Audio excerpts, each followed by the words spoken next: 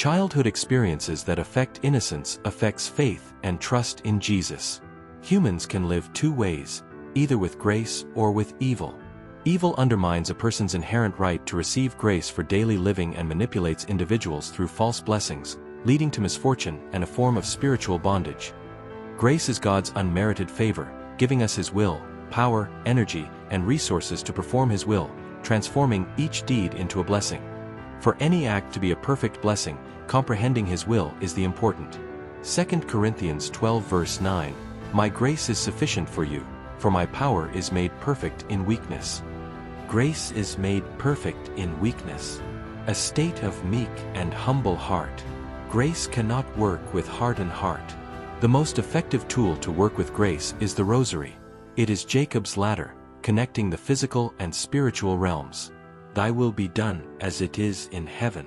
To access the help of heavenly bodies who work in the spiritual realm and bring it into the physical realm of our own realities, the Rosary is the definite tool. The beauty of family life and parenting is that parents learn the most, right along with their kids. The actions of parents are important, as they directly influence the innocence of children and have lasting effects. So the assistance of the true wisdom is important for raising children, as we can generalize certain aspects by age, but fundamentally, each child is unique. Heavenly bodies operate based on wisdom, as the actions of parents have lasting effects on their children, making access to wisdom essential. In order to access wisdom, an individual's access capacity, that is, physical and spiritual faculties, must be active and aligned, a state of holistic balance where an individual is mentally sharp and spiritually attuned. This capacity enables the person to obtain information from the spiritual realm, which is inhabited by powerful spirits and influences with true wisdom and demonic wisdom. Consistent use of the Rosary for prolonged periods is an effective tool for accessing true wisdom, with Mother Mary revered as the seat of wisdom. The Rosary helps people by driving away demonic influence because evil spirits hate it and stay away from those who pray it. One primary reason for a hardened heart is childhood experiences that affect innocence, particularly before the age of 3. Parenting during this period is crucial, as it is when trust begins to develop. Psychologists identify the first stage of development, lasting until about 18 months, as trust versus mistrust, where consistent care is essential for building a sense of security. Infants form attachments by seeking reliable responses to their cues, such as crying or smiling. Consistent care encourages secure attachment, while neglect can result in insecure or disorganized attachment. This is also the most rapid period of brain development, where responsive relationships lay the groundwork for lifelong learning, behavior, and health, establishing trust, emotional regulation, and social skills that influence future success and well-being.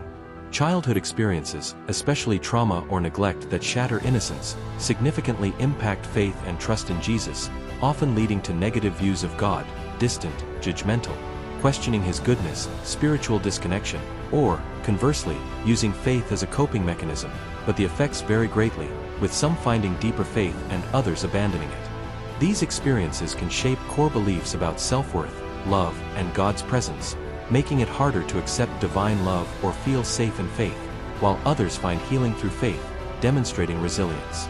How negative experiences affect faith and trust. Negative image of God.